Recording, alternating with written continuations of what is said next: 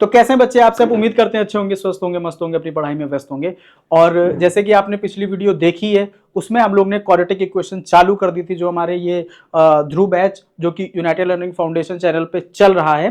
तो उसी में आज आगे बढ़ते हुए आज भी हम लोग क्वाड्रेटिक इक्वेशन ही करेंगे। और हम लोग ने अभी जितनी भी थ्योरी देखी वो उम्मीद करते हैं कि वो वीडियो आप लोग देख के आए होंगे। अगर आप नहीं आए तो भी एंड स्क्रीन पे आ जाएगा या फिर आपको उसका लिंक मिल जाएगा डिस्क्रिप्शन बॉक्स में। ओके, और आज हम लोग क्या क्या करेंगे, आज हम लोग करेंगे क्वाड्रेटिक इक्वेशन के आगे के क्वेश्चंस। ठीक है, और क्वेश्चंस और उसमें एक मेथड सीखेंगे जो कि कुछ बच्चों को थोड़ा टफ लगता है अगर रूट्स वाले क्वेश्चन आ जाते हैं, बट कुछ बच्चे ऐसे भी हैं जो उसको धुआंधार तरीके से उड़ा देते हैं। तो आज भाई क्लास तो रहने वाली है धुआंधार तरीके से। ठीक है, अब आप इसमें करोगे क्या, जिन भी बच्चों को क्वेश्चन आ रहा होगा वो लोग पूरा वीडियो देखने के चक्कर में नहीं पड़ेंगे। आपको वीडियो पॉज करना है, वो क्वेश्चन पहले सॉल्व करना है, देन आखिरी में आपको मिलाना है कि आपने सही किया है कि नहीं किया है। अगर आपने सही किए, जितने भी क्वेश्चन है 10 या 15 जो भी क्वेश्चन है, अगर उसमें से आपने 90% क्वेश्चन भी अगर सही कर लिया ना, सो मतलब कि आप लोग सही पाथ पे चल रहे हो। बस आपको प्रैक्टिस करते रहना है और कुछ नहीं करना है। ओके, तो चलिए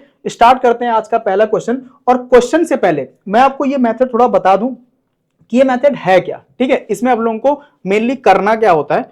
तो बच्चा देखो, इस मेथड को हम लोग कहते हैं फैक्टराइजेशन। ठीक है, अब इसके नाम से ही आपको पता चल रहा है कि भाई फैक्टराइजेशन का मतलब हो गया कि हमको फैक्टर्स निकालने। अब इसमें एक वाला और आ गई फैक्टर्स। तो इस फैक्टर को बताने से पहले मैं आपको दो चीजें बताता हूं। क्या क्या, एक होता है फैक्टर और एक होता है मल्टीपल। ठीक है, वैसे तो ये चीज बहुत ही छोटी है, ठीक है, बट अगर किसी को नहीं भी आ रहा है तो वो भी देख सकता है कि भाई इन दोनों में क्या डिफरेंस है। तो देखो, फैक्टर का मतलब हो गया, जैसे हम लोग 10 के फैक्टर्स निकालते हैं, 10 के फैक्टर निकाला तो फैक्टर का मतलब क्या है, 10 किस किस की टेबल में आ रहा है। तो जैसे 1 की टेबल में आता है, 2 के टेबल में आता है और 5 के टेबल में आता है और खुद 10 के टेबल में आता है। बट वहीं अगर 10 का मल्टीपल हम लोग देखें तो मल्टीपल क्या आएगा, मतलब 10 1 जा 10, 10 2 जा 20, 10 3 जा 30, और ये हमारा चलता जाएगा, ये नेवर एंडिंग होता है। मतलब यहां से एक बात निकल के आई कि भाई ये हमारे लिमिटेड होते हैं और ये हमारे अनलिमिटेड होते हैं। ओके, लिमिटेड और अनलिमिटेड। अब यहां से आपने एक चीज और जान ली कि फैक्टर का मतलब हो गया कि ऐसे कौन कौन सी टेबल होगी जो कि गिवन नंबर को पूरी तरीके से डिवाइड कर दे। बट मल्टीपल का मतलब होता है कि हम लोग उसमें नेचुरल नंबर का मल्टीप्लाई करते जाएंगे और हम लोगों को काफी सारे नंबर्स मिलते जाएंगे। ठीक है, तो अब इसमें करना क्या है, फॉर द एग्जाम्पल आपको कोई भी क्वेश्चन दिए, जैसे फैक्टर मल्टीपल आपने सीख लिया, बट हमको फैक्टर मल्टीपल वहां नहीं लगाना है। फैक्टर मल्टीपल यहां पे हम लोगों को इक्वेशंस पे लगाना है। कैसे, जैसे आपको कोई भी इक्वेशन दे दी गई, x square minus 3x plus 2 equal to 0, ये आपकी एक इक्वेशन है। अब इस इक्वेशन में फैक्टराइजेशन मेथड लगा के हम लोगों को x के रूट्स बताने हैं। रूट्स, अब रूट्स यहां इसलिए लिखे हैं क्योंकि बच्चा ये आप भी जान रहे हो कि x की पावर क्या है, 2 है, तो इसकी डिग्री हम लोग 2 लिख सकते हैं। अगर डिग्री 2 है तो कितने रूट्स आएंगे, 2 रूट्स आएंगे, तो रूट को लिख के रूट्स हम लोग ने लिख लिया है। ठीक है, अब इसको निकालने का तरीका फैक्टराइजेशन के थ्रू ही जाएंगे। अगर फैक्टराइजेशन के थ्रू जाएं तो ये है क्या, x square minus 3x plus 2 equal to 0। तो इसमें हम लोगों को करना क्या होता है, तो वो चीज बताने से पहले मैं आपको लेके चलता हूं थोड़ी इसकी जर्नल इक्वेशन की तरफ, जो हम लोगों की क्वाड्रेटिक इक्वेशन की जर्नल इक्वेशन होती है। वो क्या होती है, x square equal to b x plus c equal to 0। ठीक है, अब इसमें आपको तीन चीजें देखने को मिलेंगी। सबसे पहले ए देखने को मिलेगा, फिर बी देखने को मिलेगा, फिर आपको सी देखने को मिलेगा। सब क्या है, क्या क्या डिफरेंस है, सब बताता हूं। देखो, ए जो है ये हमारा कोफिशिएंट ऑफ एक्स स्क्वायर है, मतलब एक्स को छोड़ के बाकी जो भी बचा वो हमारा कोफिशिएंट ऑफ एक्स स्क्वायर है। बी अगर देखें तो बी क्या है, कोफिशिएंट ऑफ एक्स है, और सी देखें तो सी क्या है, कांस्टेंट टर्म है। कांस्टेंट टर्म क्यों है, क्योंकि बच्चा इसके साथ कोई वेरिएबल नहीं लगा है। अगर वेरिएबल लग गया तो मतलब वो कांस्टेंट नहीं है। क्यों, अगर मैं bx की वैल्यू देखूं तो भाई bx क्या है, वो हमारा वेरी कर सकता है। जैसे जैसे हम लोग x की वैल्यू लेते जाएंगे b भी हमारा चेंज होता जाएगा। बट क्या c हमारा चेंज होगा, तो c कभी नहीं चेंज होगा, जो c होगा वही लिखा रहेगा। ठीक है, अब इसमें करना क्या होता है, जो ये टर्मोलॉजी है, ये टर्मोलॉजी अगर आपको ध्यान है, वैसे तो ये बहुत बड़ी चीज नहीं है, बहुत ही छोटी सी चीज है, बट ध्यान रखने वाली बात है। अगर बच्चा आपने ध्यान से ध्यान रख लिया तो, ध्यान से ध्यान रख लिया तो अब इसमें करना क्या होता है, सबसे पहले सिस्टमैटिक ऑर्डर में हमने इक्वेशन लिख दी। सिस्टमैटिक ऑर्डर बोले तो पहले एक्स स्क्वायर हाईएस्ट पावर, फिर उससे कम, फिर उससे कम, हमने ऐसे डिक्रीजिंग ऑर्डर में इक्वेशन लिख ली। अब जो कांस्टेंट टर्म होता है, कांस्टेंट टर्म को एक्स स्क्वायर के कोफिशिएंट से मल्टीप्लाई करते हैं। अब यहां एक्स स्क्वायर का कोई कोफिशिएंट नहीं है तो मतलब 1 है, तो हम लोग ने कांस्टेंट टर्म क्या है 2 है और यहां पे 1 है, तो 2 इंटू 1 कर दिया। अब 2 इंटू 1 कर दिया, जो भी आएगा यहां पे 2 आएगा, और 2 के हमको ऐसे फैक्टर करने हैं जिनको मल्टीप्लाई करने पे तो 2 आए, बट प्लस या माइनस करने पे हमारा कोफिशिएंट ऑफ एक्स आना चाहिए। अब यहां कोफिशिएंट ऑफ एक्स है क्या, -3 है, तो हम लोगों को प्लस या फिर माइनस करने पे -3 हमारा आना चाहिए। तो आप देखोगे बच्चा यहां पे क्या, अगर मैंने -2 और -1 ही कर दिया तो इनको मल्टीप्लाई करने पे तो 2 आएगा प्लस का, हमको प्लस का ही 2 चाहिए। और इन लोगों को, मतलब इन लोग को नहीं, इन नंबर्स को हम लोग अगर ऐसे ही लिख दें तो ये -3 भी आ जाएगा। मतलब इसको हमने फैक्टराइज करके बस ऐसे लिख लिया, -2x -x + 2 = 0। और ये हम लोग इसीलिए करते हैं, आप देखो क्या इनमें आप पेयरिंग कर सकते हो, 3 ही टर्म्स हैं, 3 टर्म्स में आप पेयरिंग नहीं कर सकते हो, बट जब 4 टर्म्स होते हैं तो हम लोग उसमें इजिली पेयरिंग कर सकते हैं। तो आप देखोगे बच्चा, इसमें अगर हमने इन दोनों का पेयर बना लिया तो इन दोनों में क्या कॉमन है, x कॉमन है, यहां से क्या बचेगा x, यहां से क्या बचेगा -2 बचेगा, इन दोनों में क्या कॉमन है -1, और यहां से बचेगा x, यहां से बचेगा 2 = 0। आपको एक बात और भी ध्यान रखनी पड़ती है कि ये जो ब्रैकेट है और ये ब्रैकेट हमारा सेम होना चाहिए। क्यों सेम होना चाहिए, क्योंकि नेक्स्ट स्टेप में हम लोग इसी को कॉमन लेते हैं, ठीक है, क्योंकि ये पूरा एक टर्म है, ये पूरा एक टर्म है। अब इन दोनों में क्या कॉमन है, तो वो है x -2। अब जब x -2 कॉमन है तो यहां से क्या बचा, x बचा, यहां से क्या बचा, -1 बचा, = 0। अब देखो इन दोनों का प्रोडक्ट 0 है, दोनों का प्रोडक्ट 0 होने का मतलब दोनों का मल्टीप्लिकेशन 0 है, तो या तो ये 0 होगा या तो ये 0 होगा। तो अगर ये 0 होगा तो x -2 की वैल्यू 0 है, तो x की वैल्यू क्या आ गई, 2 आ गई।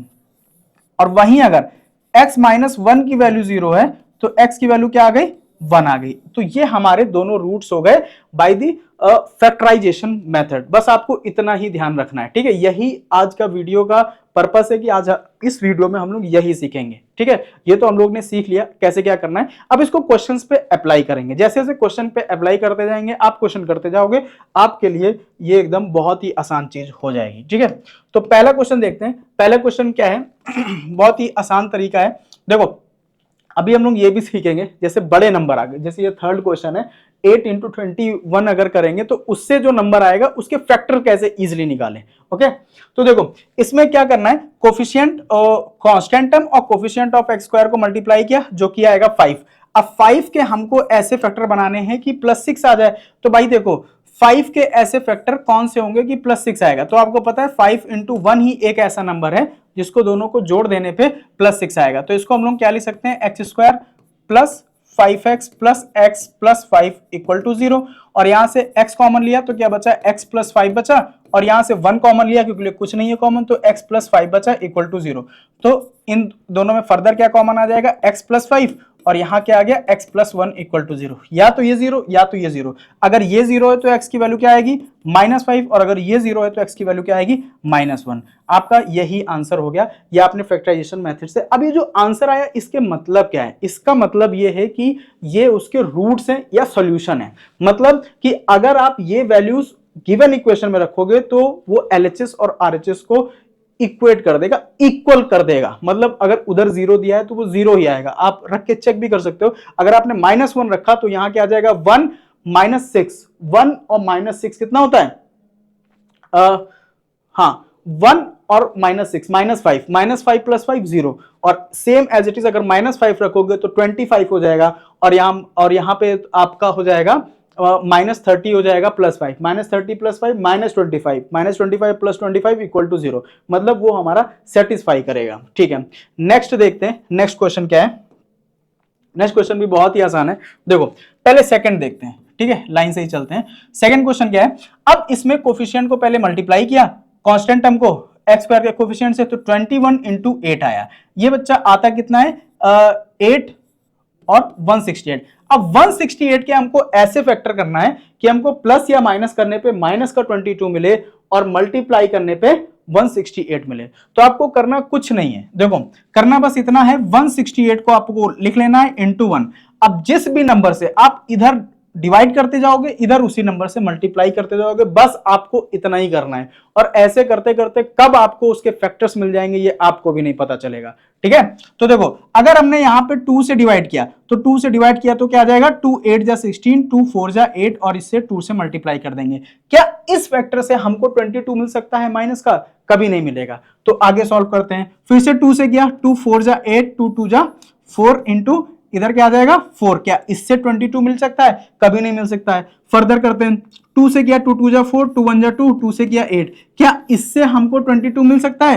कभी नहीं मिल सकता है। अच्छा अब यहां पे कुछ बच्चों के दिमाग में यह भी कंफ्यूजन आया होगा कि सर क्या हम लोग किसी और नंबर से कर सकते हैं? एग्जैक्टली आप लोग किसी भी नंबर से किसी भी स्टेप पे कर सकते हो। बस आपको ध्यान क्या रखना है, एक तरफ मल्टीप्लाई, एक तरफ डिवाइड हुआ है तो दूसरी तरफ मल्टीप्लाई होगा। आपने मान लो यहीं से आपको 3 से करना है तो 3 2 जा 6, ये 3 से जाएगा, 3 2 जा 6, 3 8 जा 24, इधर 3 से करेंगे तो 6। क्या इससे 22 मिलेगा? हाँ आप देखोगे इससे हमको बखूबी 22 भी मिल जाएगा और माइनस का 168 भी मिल जाएगा, क्योंकि हमको माइनस का ही तो चाहिए। तो यहां से आपने क्या लिख लिया बच्चा, यहां से आपने लिख लिया 8x स्क्वायर माइनस का 28x प्लस का 6x, क्योंकि हम लोगों को माइनस का 22 चाहिए। तो माइनस का 22 कैसे आएगा? जब बड़ी डिजिट को हम लोग माइनस में रखेंगे, छोटी डिजिट को प्लस में रखेंगे, ठीक है। तो अब यहां से फर्दर देखो, क्या इन दोनों में कुछ कॉमन लिया जा सकता है या इन दोनों में? आप किसी में भी कुछ भी कॉमन ले सकते हो, ये डिपेंड नहीं करता है। मान के चलो यहां पे आपने क्या क्या कॉमन ले लिया, 4 कॉमन ले लिया, 4x, ठीक है। तो यहां से क्या बचेगा, 2x बचेगा और यहां से क्या बचेगा, माइनस का 7। इन दोनों में आप क्या कॉमन ले सकते हो, 3 कॉमन ले सकते हो। तो क्या आ जाएगा, 2x माइनस 7 इक्वल टू 0। अब बच्चा इन दोनों में 2x माइनस 7 और यहां पे आपका बचा 4x प्लस 3 इक्वल टू 0। या तो ये 0 या तो ये 0। अगर ये 0 होगा तो x की वैल्यू क्या आएगी, 7 उधर गया पॉजिटिव हो गया और 2 डिवाइड में आ जाएगा। अगर ये 0 हुआ तो 3 उधर गया माइनस का हो गया, 4 डिवाइड में आ गया। तो ये आपका फाइनल आंसर आ जाएगा कि इस वाले गिवन इक्वेशन से। उम्मीद करते हैं ये क्वेश्चन आपको समझ में आया होगा। अगर नहीं आया है तो आप कमेंट बॉक्स में फिर से कमेंट कर देंगे, मैं नेक्स्ट वीडियो में उसको फिर से कंसीडर कर लूंगा, ठीक है। नेक्स्ट इक्वेशन देखते हैं और इसको हम लोग, इसके लिए हम लोग नेक्स्ट पेज लेते हैं। 9x square minus 3x, 9x square minus 3x और माइनस का 2 इक्वल टू 0। कुछ नहीं करना है, सेम वही जो पिछले उसमें करते आए वही करना है। सबसे पहले 2 को 9 से मल्टीप्लाई किया, 18 आया। 18 के ऐसे फैक्टर बनाने हैं कि हमारा -3 आ जाए। आप देखो आपने इधर मान लो 3 से ही स्टार्टिंग कर दी इस बार, तो 3 से किया तो 6 आ गया और 3 से इधर किया तो ये आ गया। क्या इससे हमारा -3 आ सकता है? हाँ आ सकता है। अगर हम इसको माइनस में कर दें, इसको प्लस में कर दें तो क्या आ जाएगा, this -6x plus 3x minus 2 equal to 0। अच्छा इसमें आपको एक बात और क्या ध्यान रखना है, आपको कभी भी ऐसा भी हो सकता है कि भाई फैक्टर्स मिल जाएं बट उस फैक्टर में हो सकता है मल्टीप्लाई करने पे वो ना आ रहा हो जिसकी हमको रिक्वायरमेंट है, या फिर ऐसा कोई फैक्टर मिल जाए जिसको प्लस करने पे वो ना आ रहा हो जिसकी हमको रिक्वायरमेंट है। तो हम लोग को दोनों ही चीजों को ध्यान रखना है कि मतलब मल्टीप्लाई करने पे भी उनका वही आना चाहिए और प्लस या माइनस करने पे भी वही आना चाहिए, वही फैक्टर हमारे लिए सुटेबल रहेगा। ओके अब देखो इन दोनों में क्या कॉमन है, यहां हमने 3x कॉमन ले लिया तो यहां से बचा 3x और यहां से बचा -2। यहां पे हम लोग ने 1 कॉमन लिया तो 3x माइनस 2 इक्वल टू 0। यहां से अब फिर से क्या बचा, तो ये हो गया 3x प्लस 1 और यहां से हो गया 3x माइनस 2 इक्वल टू 0। यहां से क्या हो जाएगा, x की वैल्यू क्या आ जाएगी, 1 गया उधर माइनस में और यहाँ 3 इधर डिवाइड में आ गया और यहां से 2 उधर गया प्लस में और 3 इधर डिवाइड में आ जाएगा। ये दोनों ही आपके आंसर हो जाएंगे। ओके उम्मीद करते हैं ये भी क्वेश्चन आपको समझ में आया होगा। नेक्स्ट देखते हैं, नेक्स्ट क्वेश्चन क्या है, solve the following quadratic equation by the factorisation method. अब देखो इसको देख के घबराना नहीं है, क्योंकि अगर घबराए, अगर आपका कॉन्फिडेंस लूज हुआ तो वहीं आप धाराशायी हो जाओगे। हमको खुद धाराशायी ना होकर क्वेश्चन को धाराशायी करना है। ओके तो देखो हम लोगों को इसमें क्या करना है, 6 को इससे मल्टीप्लाई किया तो हमारा 6 आया। ओके अब 6 को ऐसे फैक्टर करना है कि भाई प्लस या माइनस करने पे 2√2 आ जाए। तो देखो अगर 2√2 चाहिए तो हमको क्या रूट के टर्म्स में उसको फैक्टराइज भी करना होगा। इस क्वेश्चन में कुछ है थोड़ी ना, ठीक है, रूट के टर्म्स में उसको फैक्टराइज भी करना होगा। तो रूट के टर्म्स में अगर फैक्टराइज करेंगे, यहां पे √2 की रिक्वायरमेंट है, तो भाई इसमें से पहले हमको 2 हटाना पड़ेगा। ठीक है, तो मतलब 6 में अगर 2 हटा देंगे तो क्या बचेगा, केवल 3 बचेगा। अब जो रूट आएगा, रूट को दोनों पे डिस्ट्रीब्यूट कर दिया, मतलब 2 को हम लोग क्या लिख सकते हैं, √2 इंटू √2। तो भाई √2 को दोनों पे डिस्ट्रीब्यूट कर दिया, √2 इधर लिख लिया, √2 इधर लिख लिया। अब देखो इसी में आपको फैक्टराइज करना है। तो आप मुझे बताओ, अगर मैं इसको प्लस में कर दूं, इतने को एक साथ ले लूं और इसको माइनस में कर दूं, तो हमारी रिक्वायर्ड फैक्टर आ जाएंगे कि नहीं आ जाएंगे? क्यों? आप देखो, अगर इन दोनों को सॉल्व करोगे, अगर प्लस करते हो तो प्लस माइनस, माइनस 3√2 में से √2 गया तो क्या बचेगा, 2√2 प्लस का बचेगा। और अगर इन दोनों को मल्टीप्लाई करोगे तो 3√2 2 हो जाएगा, 3 2 जा 6, माइनस का 6 आ जाएगा। बस यही चीज की आपकी जरूरत थी। क्या हो जाएगा, इसको लिख सकते हो x² plus 3√2x minus √2x minus का 6 इक्वल टू 0। और इसमें कुछ नहीं करना। इन दोनों में आप फर्दर आप सॉल्व कर लो, चाहो तो इन दोनों की पेयरिंग कर लो, चाहो तो इन दोनों की पेयरिंग कर सकते हो, कैसे भी कर सकते हो, इट डिपेंड्स ऑन यू। ठीक है, तो देखो अगर मैंने इस क्वेश्चन में इन दोनों की पेयरिंग कर दी, तो भाई यहां क्या हो जाएगा, x लिखा है तो यहां क्या हो जाएगा, x माइनस √2। अगर इन दोनों की पेयरिंग की तो हमारा क्या बचा, 3√2, और यहां से बचेगा x माइनस √2, क्योंकि आप इन दोनों को मल्टीप्लाई करोगे तो हमारा माइनस का 6 आ जाएगा। अब फर्दर x माइनस √2 और हमारा बचा x प्लस 3√2। अगर इसको 0 किया तो x की वैल्यू क्या आ गई, √2 आ गई, और अगर इसको 0 किया तो x की वैल्यू माइनस 3√2 आ जाएगी। यही आपका फाइनल आंसर है। नेक्स्ट देखते हैं। अभी नेक्स्ट क्वेश्चन आप करेंगे तो आपको और क्लियरिटी हो जाएगी कि भाई रूट वाले क्वेश्चन कैसे होते हैं। ठीक है, तो देखो अगर हम लोग इसको सॉल्व करते हैं तो यहां पे क्या है, इसको मल्टीप्लाई किया तो क्या हो जाएगा, 7 3 जा 21।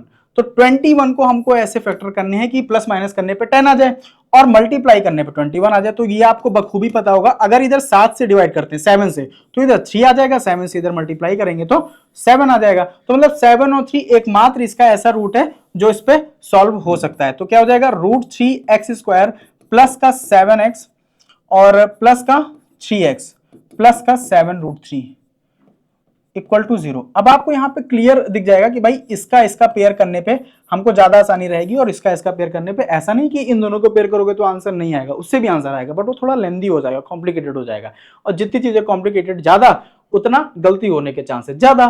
तो क्यों ना हम लोग कॉम्प्लिकेसी को कम कर दें और गलती होने के चांसेस कम हो जाएंगे, तो हमारा आते हुए भी क्वेश्चन में 1 मार्क्स भी नहीं गवाएंगे हम लोग। ठीक है, तो देखो, तो अगर इन दोनों को पेयरिंग किया तो भाई यहां से क्या बन गया, √3x, और अगर √3x बना तो यहां से हमारा x बचा और यहां से हमारा बचा √3।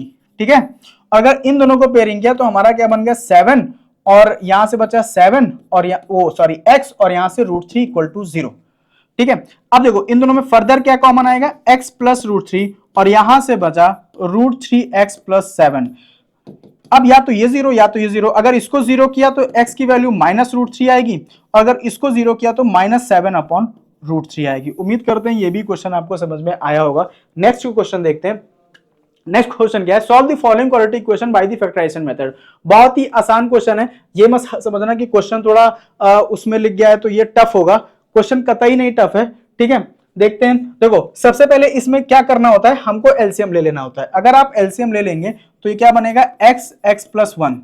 ठीक है, अब ये इधर x गया तो x² और ये इससे मल्टीप्लाई हुआ तो x प्लस 1 का होल स्क्वायर हो जाएगा। तो उसको हम लोग सीधे ही इसी मेथड पे खोले ले रहे हैं, इसी स्टेप पे खोले ले रहे हैं। तो x² plus 1 plus 2x equal to 34 upon 15। Okay, अब यहाँ पे क्या है, देखो एक कंडीशन भी दी है, और वो कंडीशन इसीलिए दी है कि भाई देखो अगर ये x 0 हो गया तो ये क्या हो जाएगा, नॉट डिफाइंड हो जाएगा, और अगर x की वैल्यू -1 भी हो गई तो ये टर्म 0 होके ये पूरा नॉट डिफाइन कर देगा। ठीक है, तो अब हमको सिंपली क्रॉस मल्टीप्लाई करना है। जब क्रॉस मल्टीप्लाई करेंगे तो ये दोनों क्या मिलके बन जाएगा, 2x²। तो ये 15 2 जा 30x² प्लस 15 प्लस 30x। ठीक है, और ये क्या बन जाएगा, ये आपका बन जाएगा x² प्लस x। तो x² प्लस x इससे मल्टीप्लाई हो जाएगा 34x² प्लस 34x।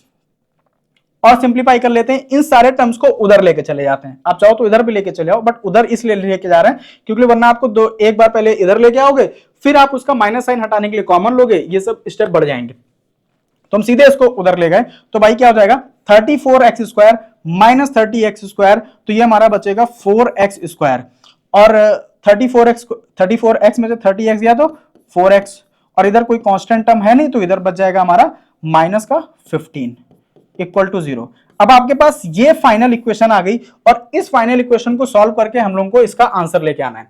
तो हमारी इक्वेशन है क्या, 4x square plus 4x minus 15 equal to 0। कुछ कॉमन इसमें आ नहीं रहे, सीधे कांस्टेंट टर्म को कोएफिशिएंट ऑफ x स्क्वायर से मल्टीप्लाई किया तो हमारा 60 आ गया। अब 60 के ऐसे फैक्टर करना है कि प्लस माइनस करने पे 4 आए, बहुत ही आसान तरीका है। हम लोग ने 2 से किया तो 30, ठीक है।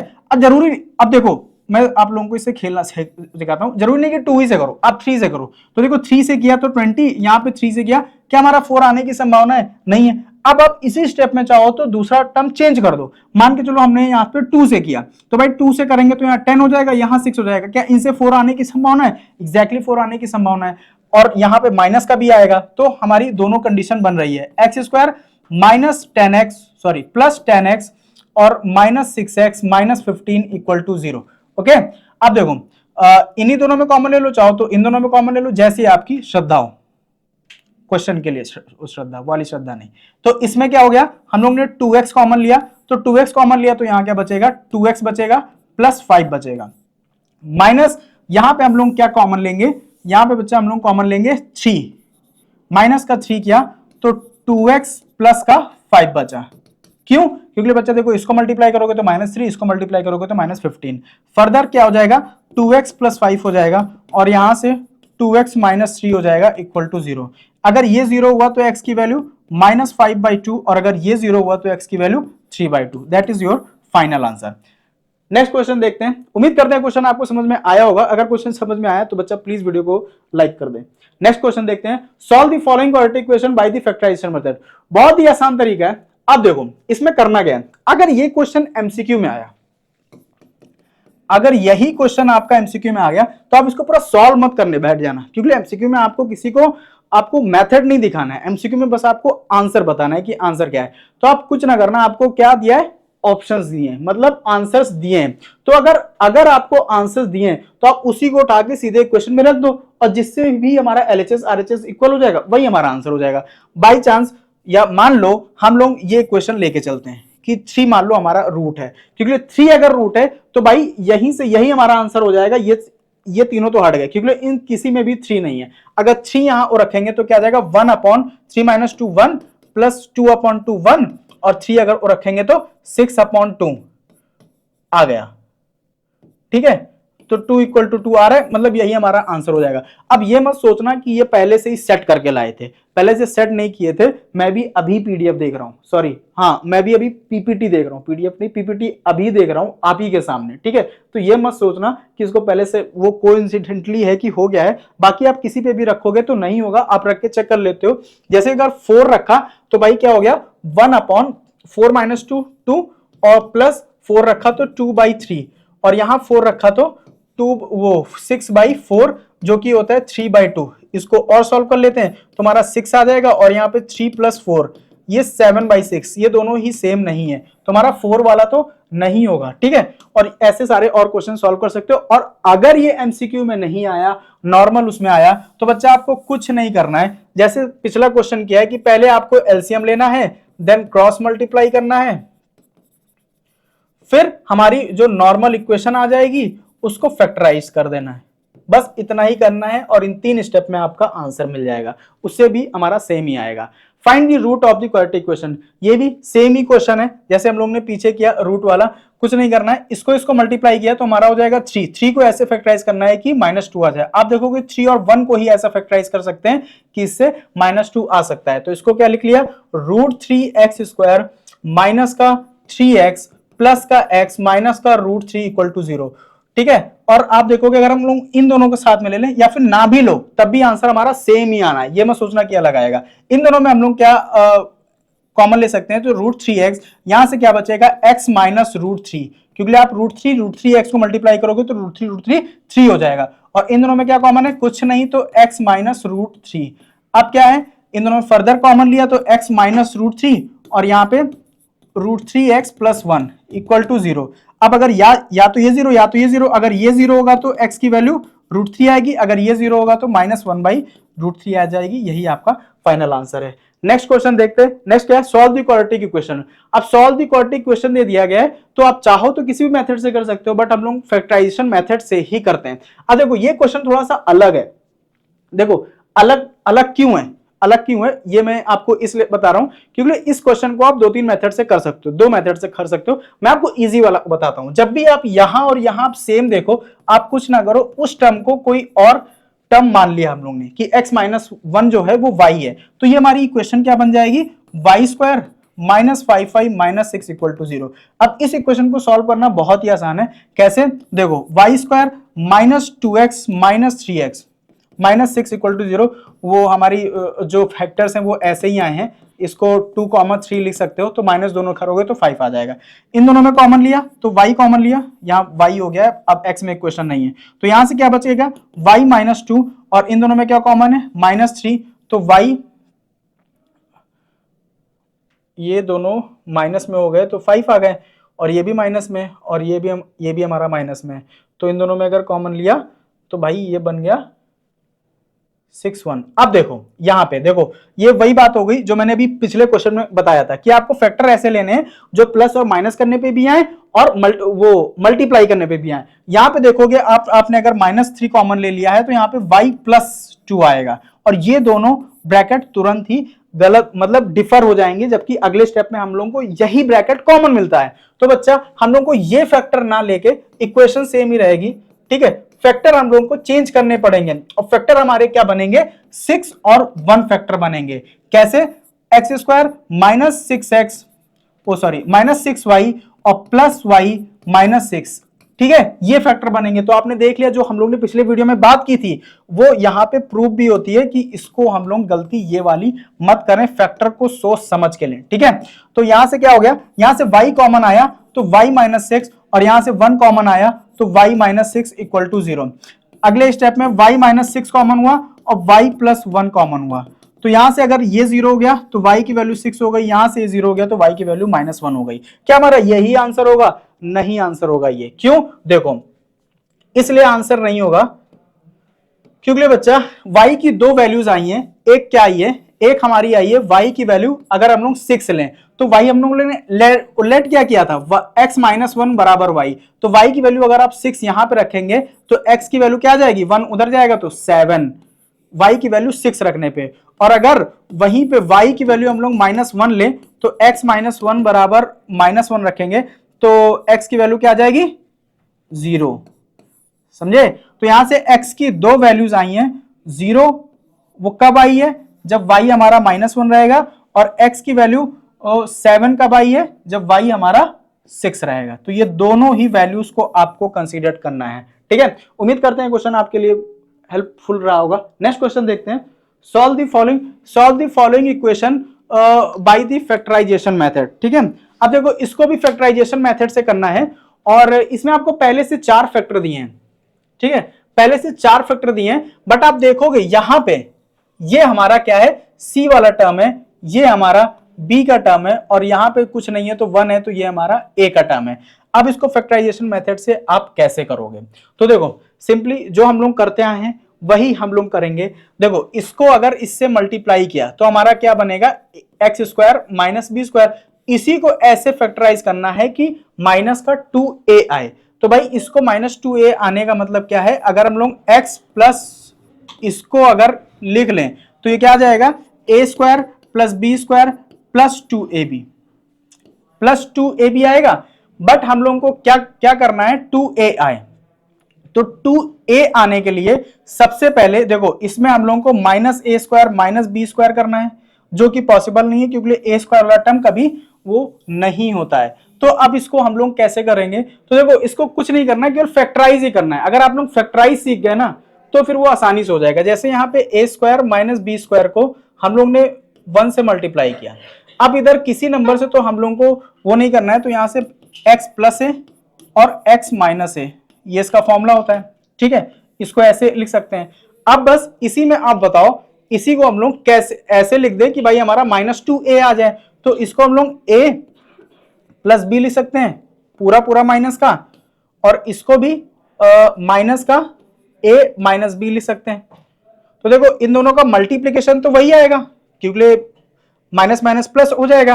और अगर हम लोग इसका ब्रैकेट खोलेंगे तो इधर से ये b माइनस का हो जाएगा, इधर से ये प्लस प्लस का हो जाएगा, दोनों खत्म, केवल ये प्लस का a और यहाँ पे वो माइनस का a और माइनस का a बन के माइनस का 2a आ जाएगा। देखो मैं क्या बोल रहा हूं, ये पूरा एक टर्म हो गया, ये पूरा एक टर्म हो गया, ठीक है। अगर इन दोनों को मल्टीप्लाई करते हैं तो माइनस माइनस प्लस हो जाएगा, a plus B A minus B, A square minus B square आएगा, ठीक है। और अगर इनका ब्रैकेट खोल के सॉल्व कर देते हैं प्लस या माइनस करने पे जो बात होती है, तो माइनस ए माइनस बी माइनस ए प्लस बी ये दोनों खत्म और इधर से माइनस 2a आ जाएगा। बस इसी को यहां पे लिख देना है। तो हमारा क्या हो गया, एक्स स्क्वायर माइनस का a प्लस बी एक्स और माइनस का a माइनस बी एक्स और प्लस का a square minus B square equal to 0। बस इसी को सॉल्व कर लेना है। इन दोनों में क्या कॉमन है, x कॉमन लिया तो x माइनस का a प्लस बी, ठीक है। इन दोनों में क्या क्या कॉमन है, तो देखो यहाँ पे a माइनस बी है और इसको भी हम लोग क्या क्या लिख लेते हैं, इसको लिख लेते हैं a माइनस बी और a plus B, A square minus B square ही तो लिखा है। तो इन दोनों में क्या कॉमन है, तो इन दोनों में कॉमन है a माइनस बी। अगर a माइनस बी कॉमन है तो भाई यहाँ पे x क्या बचेगा, x और यहाँ पे माइनस साइन था वो प्लस साइन था तो बाहर माइनस आ गया तो a प्लस बी बच गया। आप देखोगे अब दोनों ही ब्रैकेट सेम है, जब दोनों ब्रैकेट सेम है तो फर्दर इनमें से कॉमन लेंगे तो x माइनस ए प्लस बी हो जाएगा और यहां से x बचा और यहां से माइनस का a माइनस बी बचा, ठीक है, ये आ गया। अब इन दोनों का प्रोडक्ट 0 है तो या तो ये 0 या तो ये 0, तो अगर ये 0 होगा तो x की वैल्यू क्या हो जाएगी, a प्लस बी, और अगर ये 0 होगा तो x की वैल्यू क्या आ जाएगी, a माइनस बी, और यही आपका रूट है। मतलब अगर हम लोग x की वैल्यू a प्लस बी चाहे a माइनस बी रखेंगे वो दोनों इक्वेशन क्या होंगी, 0 होंगी। नेक्स्ट देखते हैं, नेक्स्ट क्वेश्चन क्या है, solve the following quadratic equation by the factorisation method. Same वही क्वेश्चन है, इसको आपका ये आपका होमवर्क है और ये होमवर्क करके आप लोग मुझे जो व्हाट्सएप नंबर है 77839109 और 790 पे, इस पे आप व्हाट्सएप को करोगे, जिसका भी सही होगा अभी से लेके जब भी ये वीडियो अपलोड होगी अभी से लेके एक दिन के अंदर 1 डे तक मतलब 24 आवर्स तक अगर सेम होगा तो भाई उसको कुछ वीडियोस ऐसी दी जाएंगी जो कि हम लोगों की पेड हैं, वो आपको फ्री ऑफ कॉस्ट दी जाएंगी, उस पर आपको कोई पेमेंट नहीं करना, उस पर हम लोग पीवाईक्यू सॉल्व करेंगे, पूरी पीवाईक्यू जो कि हमारी 10 इयर्स की होंगी वो आपको फ्री ऑफ कॉस्ट दी जाएंगी, ओके, बट एक दिन के अंदर, उससे ज्यादा नहीं।